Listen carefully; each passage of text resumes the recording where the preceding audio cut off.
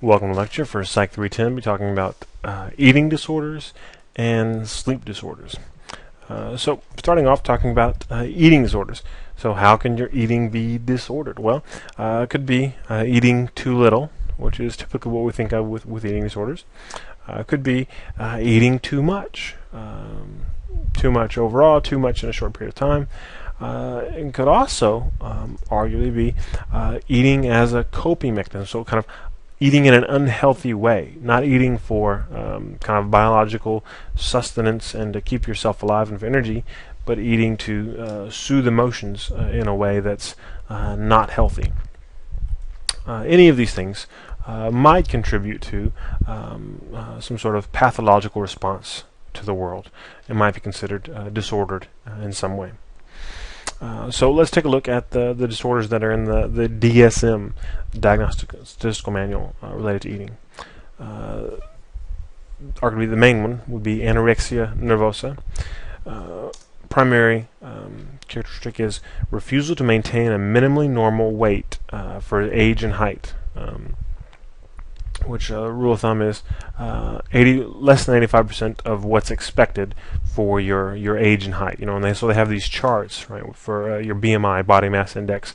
So if you're this old and this tall, you should be this big, and that's just based on averages in research, most of which was compiled actually by insurance companies. But to give you an idea of what that kind of line would be for a woman, and I say woman because over 90% of people with anorexia are women, but for a woman who's 5'5",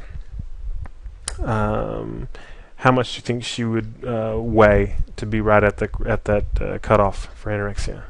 5'5", 105 pounds. So at 105 pounds, you just meet criteria. If you're 106, then you don't meet criteria. But again, I say you don't meet criteria, but that 85%, that's a rule of thumb. The criteria is refusal to maintain a minimally normal weight for age and height. What is the minimally normal weight? That's a little bit more subjective, and it's not as straightforward as, well, this 85% of your kind of expected body mass index. Clinicians can also take into account how big, how much you've weighed in the past, how big your family is. So what's expected given your own history regarding weight and shape and size, and also your cultural background. So people from your that you identify with in your whatever subcultural group you're a member of, what's the typical shape and size? And if it's below what's expected for that group, it could still meet criteria, even if it's not, below 85% on some chart in a doctor's office. But again, this is the key criteria for anorexia, is refuse to maintain minimally normal weight, and it's what distinguishes it from a lot of other disorders. So along with that, an intense fear of gaining weight or becoming fat. And this isn't just I don't want to be fat. It makes me angry. It's a fear, like a phobia. There's a strong negative emotional reaction to the idea of becoming fat, in fat in their own kind of subjective sense of whatever that means to them. For them, what fat is, which for most of us isn't fat, isn't overweight. Also, there's a disturbance in the way that one's body weight or shape is experienced.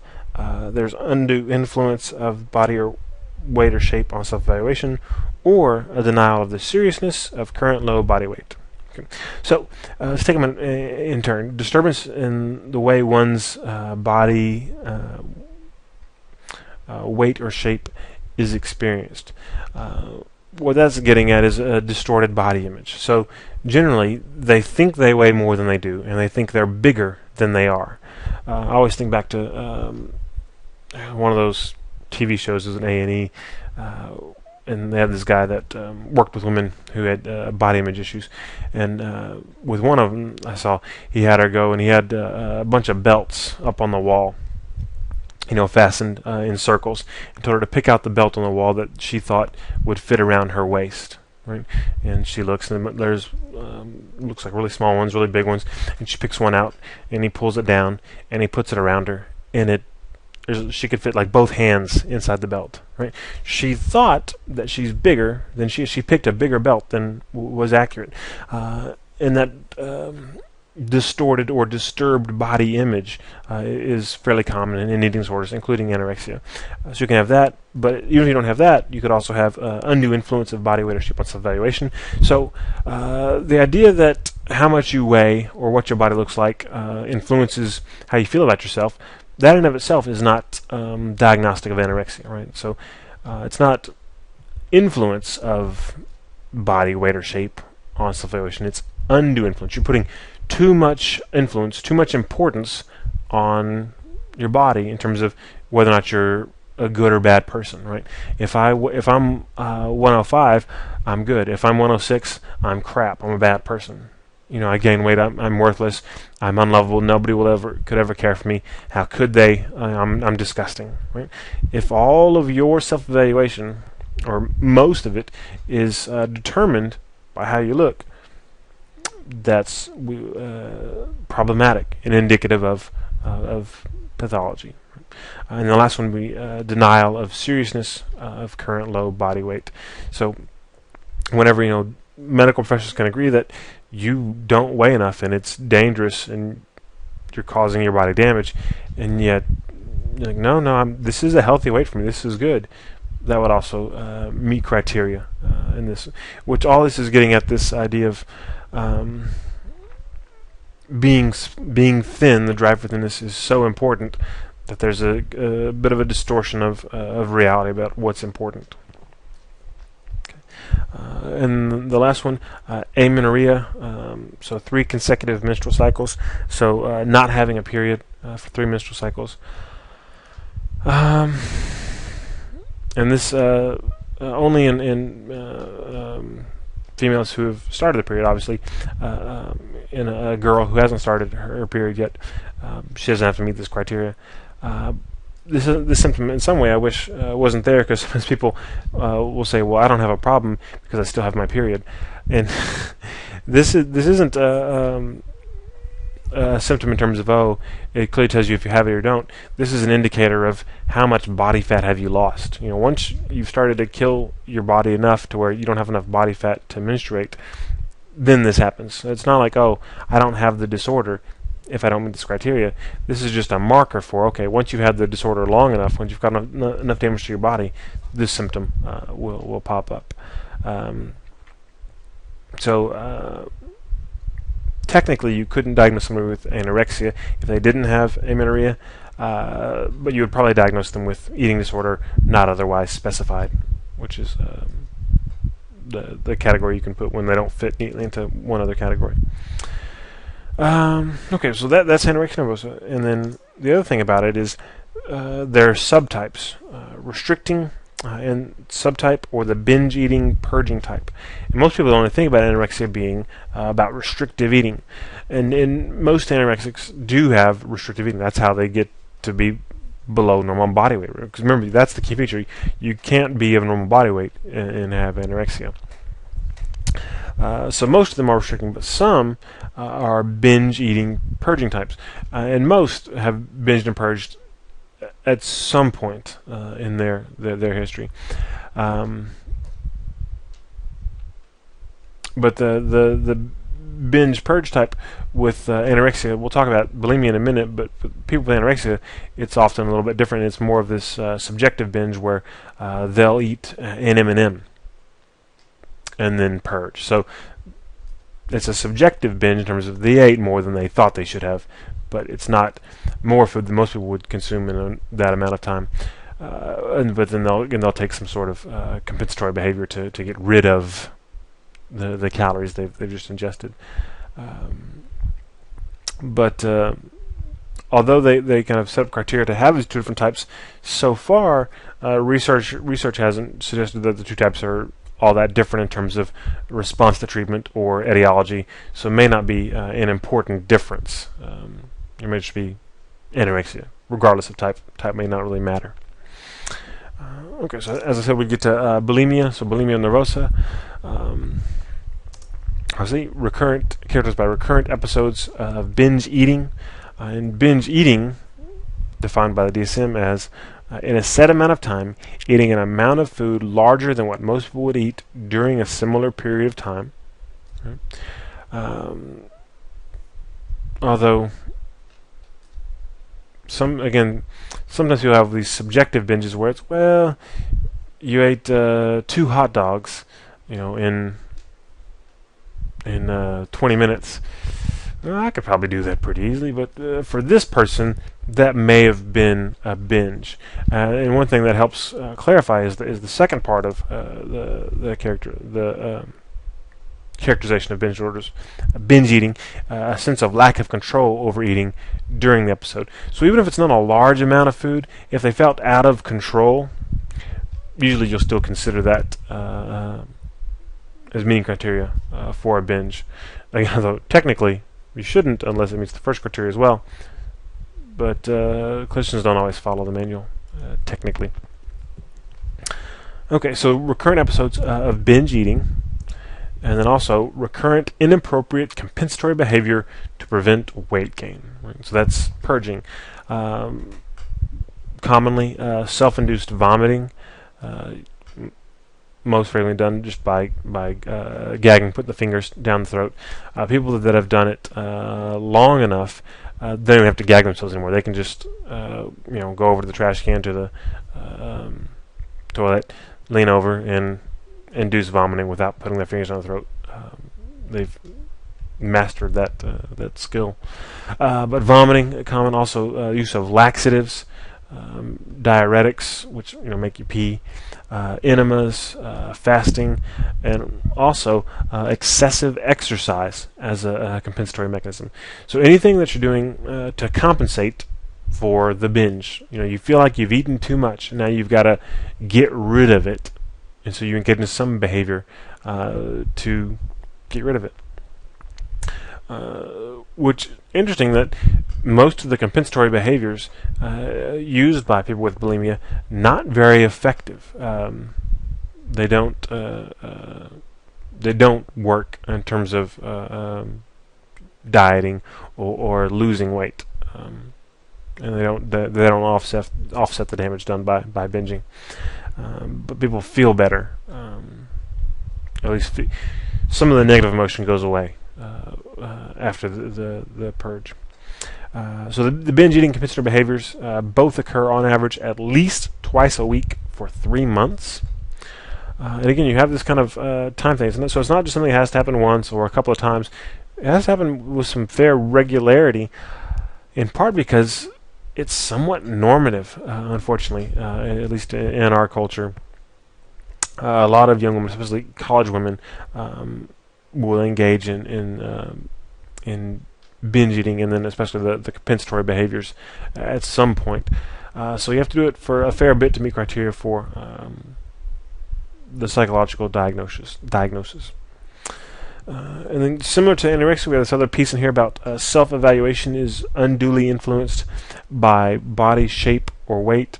So again, that's the same thing before as one of the pieces of that criterion B or C. Yeah, C. Criterion C of anorexia, about undue influence on how you perceive yourself. Although individuals with bulimia also frequently have some disturbance of body image, but the difference is they don't have a refusal to maintain a minimally normal body weight. Right, so we have this last criterion here. It does not occur only in the course of anorexia nervosa. So if you binge purge, but you also refuse to maintain a minimally normal body weight, and you have a fear of being fat, it's anorexia. It's not anorexia and bulimia. Right? But if you're of normal body weight or slightly above normal body weight, and you binge purge, then it's bulimia. Okay. So the main difference is the weight. So given how much they weigh and how big they are, how tall they are, that usually tells you the difference between anorexia and bulimia. Okay. So both of these eating disorders have some pretty serious medical consequences. For anorexia, death would top the list. Relatively high mortality rate compared to some other psychological disorders. Sometimes via suicide, but also sometimes via starvation. The body can only take so much, and then the organs start shutting down. And then if somebody gets hospitalized too late, they can't. Once they hospitalize you, oftentimes they can force feed you, put you in IVs, but sometimes they'll catch the damage too late. And the kidneys are gone, liver's gone, heart is badly damaged, and you die. Other things that are not as serious but still problematic, and especially for somebody who's suffering from an eating disorder, who's concerned about their image, dry skin, brittle hair, and nails. So people who are working very hard to kind of maintain a certain appearance, but ironically really doing some serious damage to their outward appearance at the same time. Also experience cold intolerance because of the lack of body fat, developing lanugo, or this kind of fine downy hair on their trunk, which is again the body trying to protect itself because it's cold and you don't have any body fat. And as I alluded to already, heart problems. Fairly common with people who starve themselves for long periods of time. Bulimia also has its share of medical consequences. Enlarged salivary glands, which leads to kind of a chubby appearing face. And this is only if they're using vomiting as a purging mechanism. The repeated vomiting causes the enlarged salivary glands. Same thing for the next one. People who use vomiting will have erosion of the dental enamel. The acid in the sorry to be gross, but in the acid in the vomit erodes the teeth over time, and their teeth start falling apart. And then they can also experience electrolyte imbalance because of the high intake of foods in a short period of time, and then if they're using diuretics or just vomiting out a lot or enemas, and they get a lot of fluid out of their body very quickly, that can lead to electrolyte imbalance, which can lead to heart and kidney problems. So how do people develop eating disorders? What's the etiology? Well, like everything, multiply determined, kind of integrative influences and integration of influences. From a social level, we know in the media, in our culture, there's the thin ideal, right, which is promoted by the media, and the media promotes it because we buy it. Right? They're not out to make us all want to be thin. They just want to sell stuff, and we buy stuff if it has thin people in it. So you have these fashion magazines with incredibly thin models whose bodies are then altered further by the photo editors with their airbrushing to make women look even smaller than they possibly could be without being hospitalized. So we have this perpetuation of a thin ideal in the media, and the association of thinness with happiness and success. Like, if you could just lose the weight, then you'd be happy and you'd be loved and you'd be successful. It's kind of the meta message that's in so much of the advertising that's directed toward us and that we consume. Peers also play a role in terms of again, speaking about women, if your friends are dieting, you're more likely to be dieting, because when we'll talk about their diets and compare, how are you doing? Oh, I've lost this much. How much have you lost? And there's some pressure there, and we see this especially in subgroups where there's an even stronger motivation to be small. For example, among ballerinas and gymnasts, figure skaters, where people will tell you point blank to your face, you need to lose 3 pounds, or you're not going to win. You don't look good like that, even when somebody's already below their normal BMI, getting that kind of pressure. So peer groups can pass some negative messages about body image, and also can pass some ideas about how to lose weight. And I think you read in the text about the Pro Anna and Pro Mia websites that you can go on the web and learn how to maximize your eating disorder. And then also family influences. For anorexia, the typical family, if there were a typical family, is thought to be kind of overachieving and concerned about outward appearances. There's disagreement about whether or not enmeshed families are a risk factor. And enmeshed is whenever members of the family are over-involved in each other's lives. Excuse me. And it's in some ways it's hard to identify what family factors put people at risk, because having a child with anorexia or bulimia may change the family dynamic. So usually we don't study families and wait for somebody to develop a disorder. We'll study the family after they've identified a member with the disorder. And so the family may not look the same now that they've been struggling with having a child with an eating disorder, as they did before this disorder emerged. So we don't know, okay, well, is the family that way because of the disorder, or is the disorder there because the family's that way? It's hard to know the directionality of some of those things. So multiple social influences, media, peer, family, culture, biological dimensions like everything else, genetic component tends to run in families, which may indicate a genetic contribution, but also we've talked about obviously a family influence. In terms of physical differences between people with eating disorders and those without, there are some neurobiological abnormalities in people with eating disorders. But again, inconclusive what this means, because we don't know if these differences are indicative of some sort of disease process that made somebody have an eating disorder, or are they the result of starvation or repeated binging and purging. Right. So did the disordered behavior cause this difference, or did this difference contribute to the disordered behavior? We don't know. But there are physical differences between groups. In terms of psychological dimensions, how people feel and think, self-esteem, low self-esteem is typically associated with eating disorders, and especially low self-esteem and self-esteem tied to body image. Right? Also, perfectionism, not in and of itself, but when perfectionism is paired with body dissatisfaction, it increases the risk for an eating disorder, especially anorexia.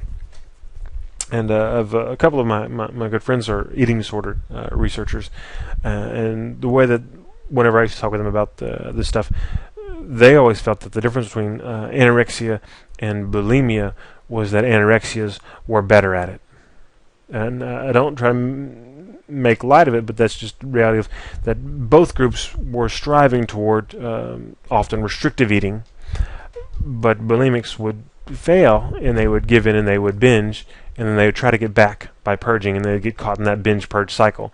But these anorexics would be higher in perfectionism and this drive for self-control, and so they wouldn't slip. They would not eat, and they would be hungry, but they still wouldn't eat, and eventually they wouldn't be as hungry.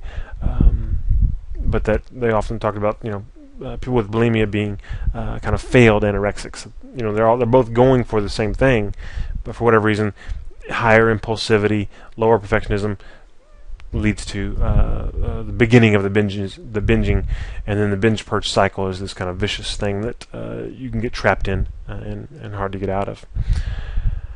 But perfectionism there, especially for people with anorexia, and then also tolerance for negative mood may be a risk factor. It may be that don't like feeling bad, so need to do something about that. And one thing to do about that, especially for bulimia, would be to eat. So the kind of eating as a coping mechanism may be a risk. And then negative mood state after that, also kind of a negative physical state. If you ate a lot, you have this kind of gastric distension, a bloating, it feels uncomfortable, and you feel guilty and you can't tolerate the feeling guilty and the feeling bad, so you purge. Okay. So not being able to tolerate those negative moods may contribute to this type of disordered eating behavior. In terms of what kind of things co-occur with eating disorders, what kind of things are they comorbid with? For anorexia, major depressive disorder is common. And you'll note, if you remember, many of the symptoms of depression are similar to the symptoms of starvation. Impaired concentration, fatigue, that kind of lethargy. So for some people, it may be that depression is really a consequence of the anorexic behavior. Others, they may be more intertwined, where you may be depressed and not eating as a way of trying to gain control. But for some people, at least, it seems the depression may be a result of starving yourself. Excuse me. Another kind of odd association in some ways would be the relation between OCD and anorexia. So sometimes people with anorexia will develop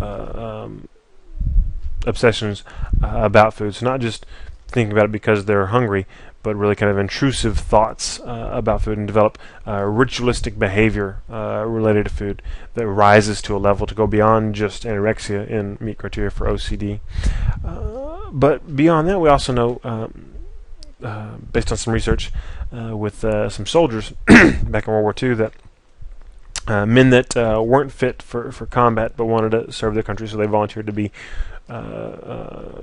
participants in a research experiment, and the research experiment involved starving them. If our soldiers are captured by the enemy and they're starved, at what point will they start telling secrets? So they starved these men for that research, but noticed, so one wasn't the purpose of the research, but noticed that after a certain amount of starvation, some of the men began to develop obsessions and compulsions. Many of them related to food, some of them not related to food. So there's something at probably a biological level connecting OCD and anorexia. And then substance abuse, also frequently associated with anorexia. Probably a variety of reasons for that, which we won't go into all of them here. Bulimia, also same thing, major depressive disorder. And again, it could be the depression preceding the bulimia or coming after it. Generalized anxiety disorder also has a statistical association with bulimia nervosa.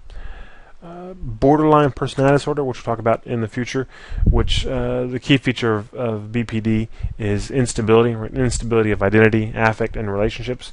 So the idea about this personality disorder that features instability being associated with bulimia and not so much anorexia makes some sense in terms of feeling one way and then feeling another. So wanting to eat a lot and then switching and going to the purging, that kind of fits in with the theme of borderline personality disorder, which again we'll talk about in the future. And then also substance abuse, also associated with bulimia, especially alcohol abuse for some reason. In terms of treatment for anorexia, the immediate goal is usually to restore weight and keep them from dying. Right? So unfortunately, because that's such an important goal, you have to do it, but it gets in the way of other therapeutic goals.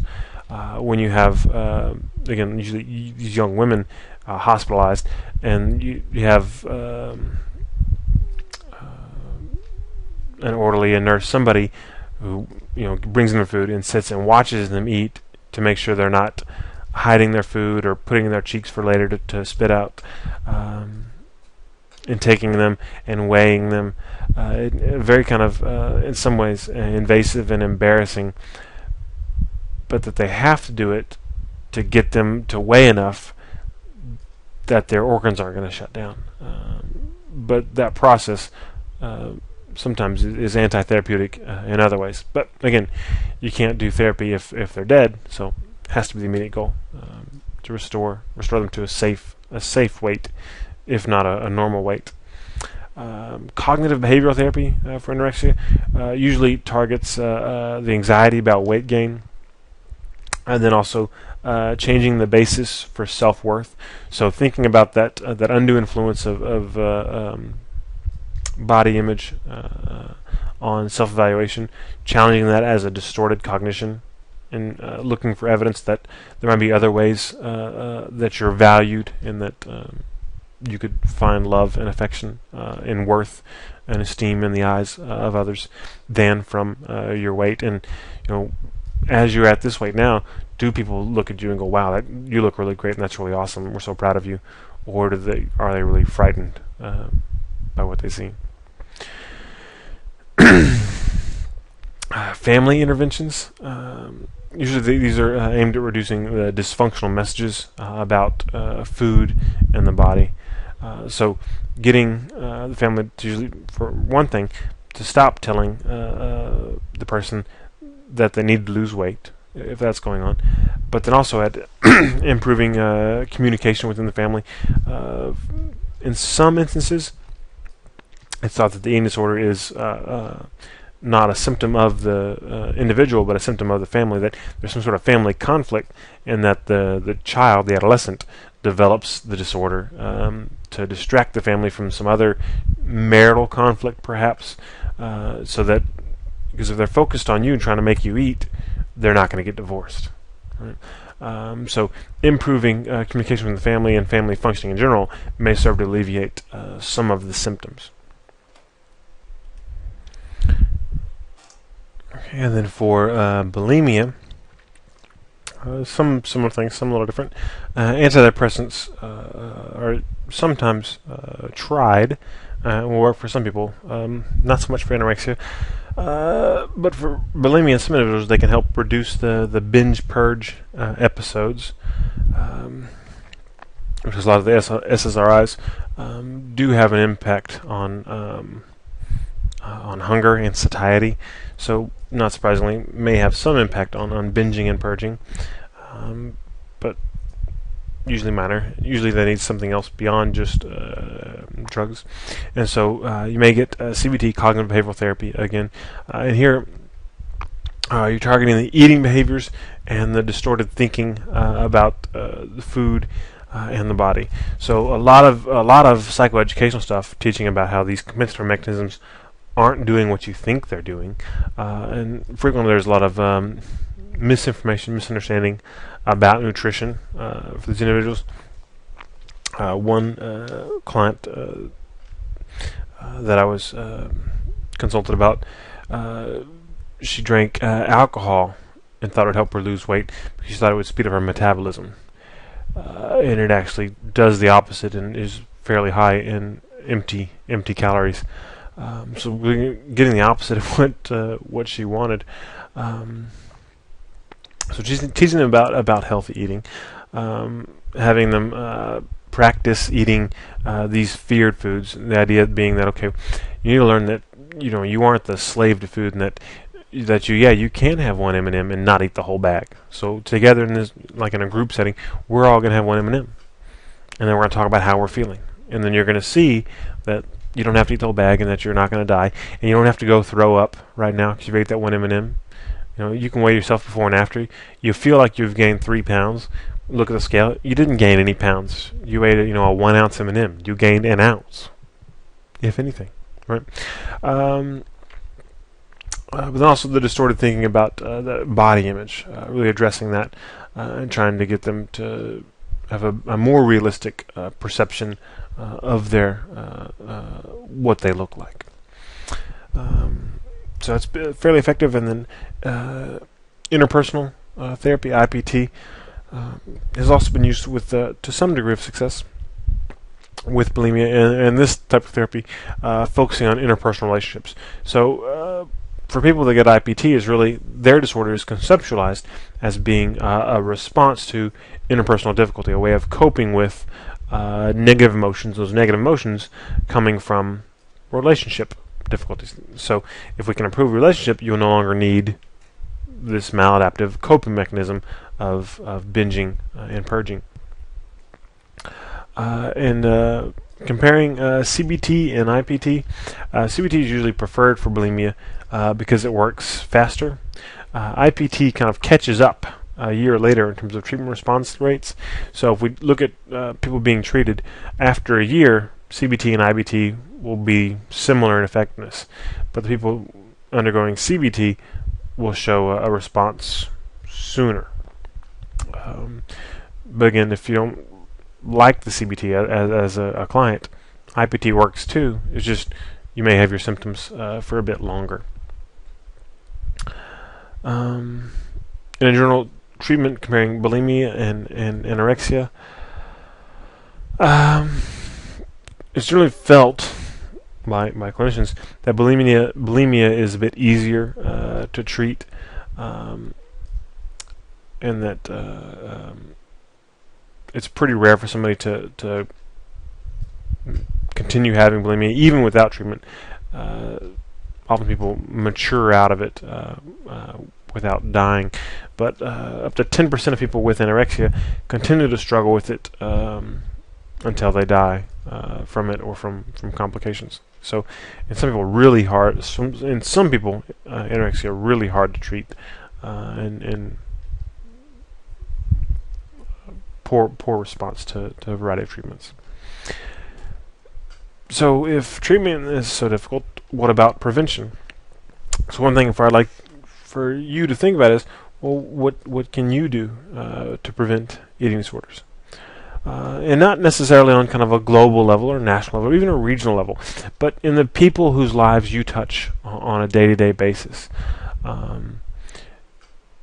What might you be able to do to reduce the likelihood of any of those individuals or anybody they come into contact with? I think of the kind of ripple in the pool of developing an eating disorder. So think about. And most people, when I talk about this in face-to-face classes, say, "Oh, I know I've got my kids. I know I need to." I don't tell my daughter anything about her body. I always tell her she looks beautiful.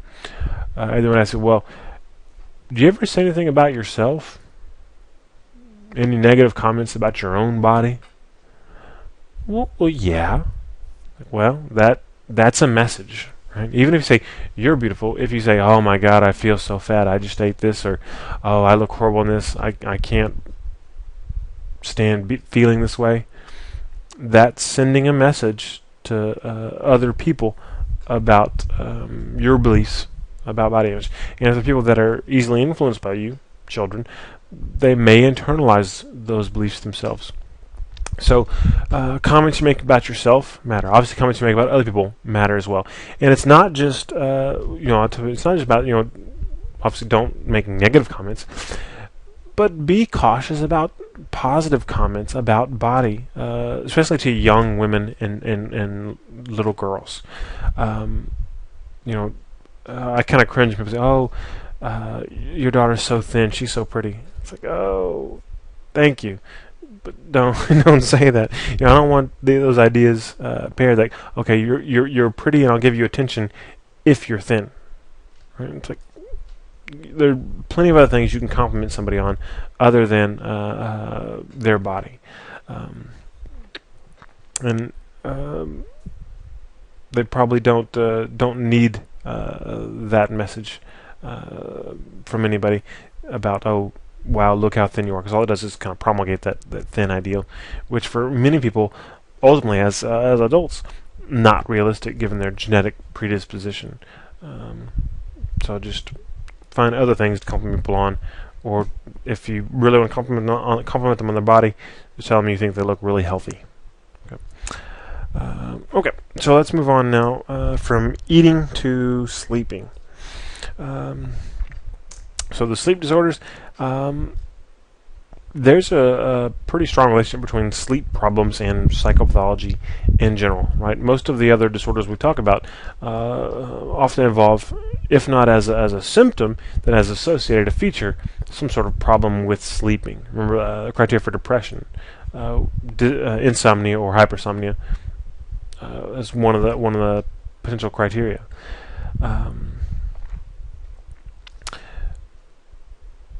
So sleep is important for good mental health. The sleep disorders are when not just, okay, well, you have a disorder and it's causing a sleep problem too. These are when sleep is the key feature and other symptoms of the other disorders aren't present. Right? So even remember, with panic attacks, with panic disorder, you could have these nocturnal panic attacks. That's not a sleep disorder. That's a panic attack. But if you're just having a sleep problem but not panic and not sadness most of the day, every day, then we're talking about a sleep disorder. Right? And when we talk about sleep disorders, we divide it into two primary categories: Dyssomnias and Parasomnias.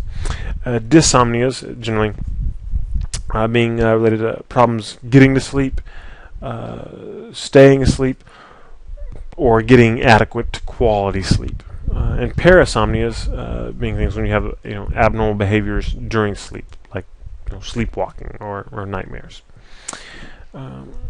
Okay, let's look at the insomnias, the dyssomnias. Sorry, the first of which is primary insomnia, and the primary is stuck in there to kind of point out it's not just insomnia, because insomnia is a symptom of depression. Primary insomnia means that, okay, you have insomnia and it's primary. You have insomnia and not depression, right? So insomnia is the primary problem. Difficulty sleeping is the primary problem. So the key feature of primary insomnia is 1 month of not being able to do one of three things: not being able to go to sleep, not being able to stay asleep, or not having restorative sleep.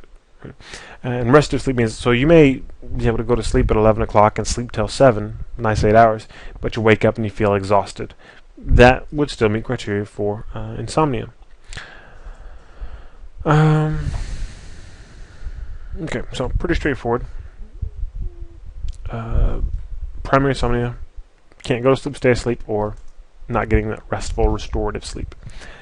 Primary hypersomnia, obviously a little different.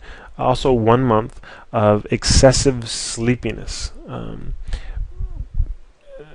as evidenced by prolonged sleep episodes. So you're sleeping 12 hours, 15 hours. How much is prolonged? Well, that's a clinician's judgment.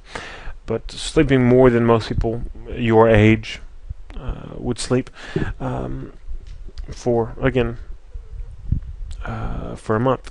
Or daily daytime sleepiness. And the daytime sleepiness isn't because you had insomnia and were up all night. You slept a good 6 to 8 hours, whatever is kind of expected for an adult to get. And maybe even felt rested when you woke up, but then during the day, feeling sleepy again, repeatedly. And these symptoms can be less than a month if it happens recurrently. For some people, they get primary hypersomnia where they'll have it for like 2 or 3 days at a time, but for 2 years. So over a long period of time, a bunch of short episodes that would also qualify as primary hyperinsomnia. The third dysomnia would be narcolepsy. And this involves irresistible attacks of refreshing sleep that occur daily for at least 3 months. So it's not just kind of a little nap and you wake up and you're still groggy. It's you feel yourself going to sleep and then boom, you're gone. And then when you wake up, you feel a little better. It's a deep sleep that happens pretty quickly. Something that happens for at least 3 months, usually longer. And then you have one of the two following symptoms, either cataplexy or elements of REM sleep intrude into the transition from wakefulness and sleep. So start with the first one. If you have cataplexy, that's bilateral loss of muscle tone. And when this happens, often, interestingly enough, it's in association with intense emotions. I went to school with a guy that had narcolepsy, and if he got really upset, sometimes he would crumble to the floor. So bilateral loss of muscle tone means that both sides of your body, you become like jello. So the cataplexy or the second part is that elements of REM sleep, rapid eye movement sleep, intrude into the transition from wakefulness and sleep. So normally you go from awake to sleep, and you're in stage 1, stage 2, stage 3, and then stage 4 sleep, right? And REM sleep somewhere between 3 and 4. But for narcolepsy, you have some of those REM components happening between being awake and going into that kind of stage 1 sleep. And if you remember, REM sleep is characterized by paralysis and dreams. So when you have the intrusion of REM sleep, you have hypnopompic or hypnagogic hallucinations.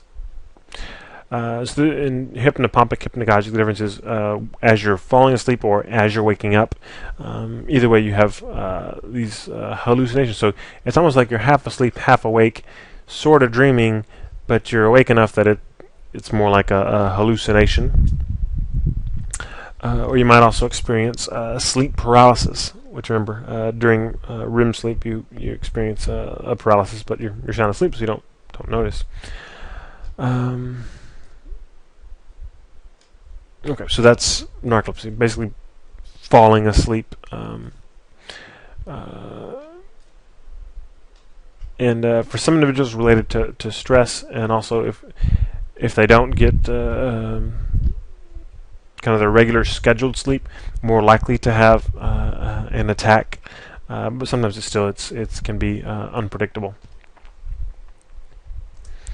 With breathing-related sleep disorder, which is when there's some sort of sleep disruption, usually insomnia, that's judged to be related to a sleep-related breathing condition like sleep apnea. So you're having problems getting sufficient oxygen to your brain while you're sleeping because of sleep apnea, some sort of obstructive airway disorder where your epiglottis is closing or whatever, but you're not breathing right at night, and it's screwing up your sleep. That would be a breathing-related sleep disorder. And then the last one would be circadian rhythm sleep disorder. So when you have a sleep disruption, again, usually insomnia, that's due to a mismatch between the sleep-wake schedule required by a person's environment, usually their work, and his or her circadian sleep-wake pattern. So, we all have these patterns of sleep-wake.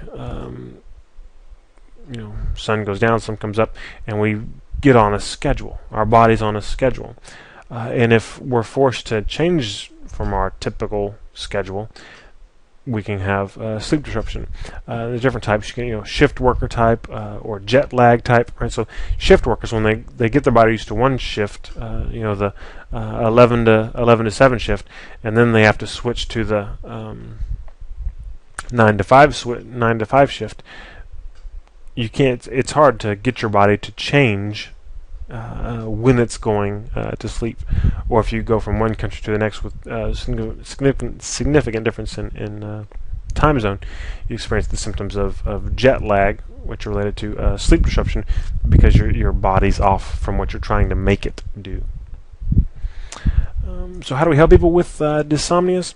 Well, for medical treatments, for insomnia, typically drugs to make you sleepy, right, which are meant as a short-term treatment. So they're really best whenever you have this kind of clear-cut temporary environmental input. There's something going on in your life that's causing you stress, that's screwing up your sleep, and it's temporary. So it's going to go away, but right now you need to get some sleep to get through this. We're going to give you some benzodiazepines to sleep until this time passes, and then you can go. Then you won't need them anymore, and you go back to regular sleep. And it's best if that happens, because they do have a potential for addiction and abuse, and they can also cause. They can screw up your sleep later if you take them too long. For hypersomnia and narcolepsy, you get the opposite. You get psychostimulants, and also for narcolepsy, sometimes antidepressants, because they suppress REM sleep. And then for breathing-related sleep disorder, there's things like sleep apnea, CPAP machine, right, where it helps you breathe at night, and then you don't have those little mini waking ups, which, if you have sleep apnea, you don't think you wake up, but constantly throughout the night, whenever you stop breathing, you wake up a little bit, and you go back to sleep, even though you may not be conscious of it. It ends up giving you really poor quality sleep. But a CPAP machine can help fix that. Environmental treatments. So if you're having problems going to sleep, like I want to go to sleep at 10, but I can't fall asleep until midnight. I always lay in my bed for 2 hours. You can try a phase shift, and it's easier to have a phase shift later than earlier. So if you have a couple of days, what you can do is, so you want to go to bed at 10, you're not falling asleep until midnight, you say, okay, well, I'm going to stay up till 2 a.m. And the next night, stay up till 4 a.m. And usually you can stay up a little bit later. You can get your bicep later. If you have enough days, you can go 4 a.m., 6 a.m., 8 a.m. until you come all the way back around to noon, 2, 4, 6, 8, 10 p.m., and then stop moving it forward. And for some individuals, that works in terms of moving their biological clock. Another environmental environmental treatment would be phototherapy, exposing people to high doses of light. It seems to in some way, well, we don't understand fully how, but in some way, again, kind of reset that circadian rhythm clock inside our heads. In terms of psychological treatments, primarily these are for insomnia. Relaxation techniques, some of which we've talked about before in terms of progressive muscle relaxation, breathing techniques, guided imagery, learning good sleep hygiene. So the bedroom is for sleep and not for watching TV. Don't have a television in your bedroom. Don't even read in bed. Read on the couch and then get up and go in bed. That way you associate bed with sleep. Don't eat or drink a certain amount of time before bedtime, so you don't have other kind of biological things going on in the middle of the night. Deal with the stresses that contribute to sleep difficulty. So, if you're not sleeping because you're worried about something, going and talking about that in therapy or talking about it with friends, dealing with that stress can help improve your sleep. And then one of the more interesting ones that I've never tried with a client, but I always found interesting, paradoxical intention, where you basically tell them to stay up. And one way of doing it would be to talk like, I think one thing that would really help you is some physical exertion in the middle of the night. So I want you to go ahead and set your alarm, because even if you fall asleep, you need to wake up and get the exercise, because it'll help you sleep the rest of the night through. So set your alarm for 3 a.m. And when you get up at 3, mop all the floors in the house and dust the living room, with the idea being that that's so unpleasant that people will sleep through the night in order to avoid having to do that unpleasant thing. So telling them the opposite of what you want them to do. Okay, moving on to the parasomnias. You have a nightmare disorder, right, which involves repeated nightmares. And a nightmare differentiated from a bad dream in that it wakes you up. So a nightmare being a bad dream that causes you to wake up.